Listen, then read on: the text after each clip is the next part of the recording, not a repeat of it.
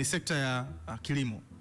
Katika eneo ambalo pia tumeona ukuaji mkubwa sana wa kilimo, na hii si viwanda, kwa sababu viwanda tutavihesabu kwenye viwanda. Hapa ni uzalishaji wa bidhaa za mashambani wa Tanzania ambao wanawekeza katika mashamba ya kati na mashamba makubwa kuanzia eka 500, 1000, 2000 kuendelea mpaka eka 20,000, 30,000. Kuna uwekezaji mpya ambao unakuja, tumeupitisha kwenye kikao wiki moja iliyopita, hekta 30,000 za ujenzi.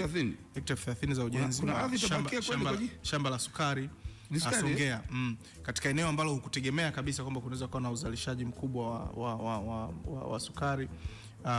Lakini kuna hekta fulani ikishafika waga lazima iruhusiwe na serikali. Zote hizi lazima zipitie kwenye mfumo sahihi wa serikali. Na kwenye uwekezaji huu naomba niwajulishe wa Tanzania kwamba ardhi yote ya uwekezaji inakaa ndani ya kituo cha uwekezaji. Hakuna mgeni ambaye anaruhusiwa kumiliki ardhi Tanzania.